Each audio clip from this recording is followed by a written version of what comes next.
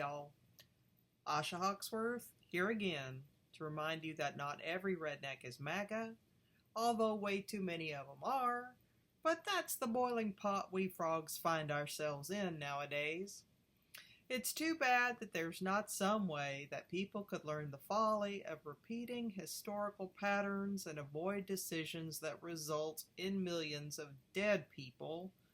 But I guess that's why college is prohibitively expensive and secondary schools are next to useless. Seriously though, we used to educate people in this country. I'll bet some of you have seen A Christmas Story, right? That kid was in 3rd or 4th grade and was reading Silas Marner. Silas fucking Marner by George Eliot. A 19th century English novel that is most definitely not Pete the Cat or Diary of a Wimpy Kid. High school level literature in the 4th grade. Yeah. Nowadays we have zero expectations for children and it shows. But I digress. Today I want to talk about the second formal scapegoat of the current fascist age. The first scapegoat was immigrants, of course. And they're still in the sights of the monsters that have taken control of everything. White supremacy is still critical to the moron movement. But the second big scapegoat has got to be transgender people. Sure, they hate the rest of the L and the B and the G too, but they're starting with the T. Why is that? It's because fascists tend to be brittle, hateful white men who think that manhood is all about being angry and yelling at everyone to do what they say. In short, these guys think that toxic masculinity is literally the only kind there is, which is why they get so mad when we call it out. Let me describe toxic masculinity for a minute. In this world, the only emotion that is ever allowed is anger with a capital A. Anger is an aggressive emotion, and toxic men love it. But any other emotion, caring, sympathy, sadness, grief, love, those are weak. Only women feel that stuff. Men are too strong for those feelings. Of course, men still have those feelings. They simply deny that they do. And when those feelings threaten to bubble up, they release them in the form of anger instead. I'll bet a number of you have known men who had two settings: normal, with low anger, or very explosively angry, which erupts out from nowhere and leaves you walking on eggshells. Now, I'm not trying to say that there aren't women like that too, because there are, but right now we're just talking about toxic masculinity. Toxic masculinity is also an entitlement mindset. Like, I'm the guy, and so I get to call all of the shots. Everything is a resource for me to use, and that includes women.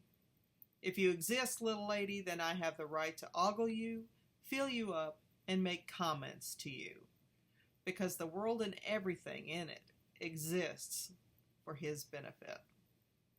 Challenging this worldview will invite his rage, as every abused woman knows. Because women are just another resource to be used, they are not people. Not all men are people either, depending on the color, creed, or ethnicity, but women are definitely not people. The authoritarian biblical view, where man is the Lord of everything and women exist to serve and bear children, absolutely applies here. This is why Abrahamic religions are especially well suited to this mindset. It's very hierarchical, and you, my beloved lady friends, are not on top in more ways than one. No, these men believe that their penis makes them the mirror image of a God who somehow managed to create everything without the female creative force.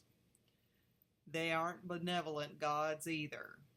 They are barking orders and arranging the world and all its female accessories to suit themselves. The The religious view that this hierarchy is engraved in stone and immutable is very important to the rigid fascist mindset. This is the way it is. This is the way the man God made it. I get to rule by virtue of my penis, and nothing can change that. And yet, transgender women exist. Nothing triggers a right-wing fascist thinker more than the idea that a man could be born into this world with a penis and then not want to have that penis. To effectively choose to become less than human, because that's how they think of women. It deeply disturbs them to consider that their immutable status as the kings of the world could change because of a choice. However, from the perspective of a transgender person, it's not a choice. It's an affirmation of who they really are. Basically, yes, I was born into a body that exhibited these biological traits and markers, but it's not who I am. Who I am is actually this other person, and that is how I will then express myself. For the toxic male, this is worse than a choice. It implies that the body is not destiny, and that gender is not a simple binary with rulers and servants who conform to a certain template. If the body is not destiny, then anyone could find themselves in an uncomfortable place along the gender spectrum, and God is therefore either fallible or incomprehensible to them. Scares the shit out of them. And it's not just male to female transition either. Female to male transition would have to imply that women are human beings. And if they're not human beings, then they are by definition uppity, reaching above their station, as it were. The rigid binary world that these folks prefer is simple.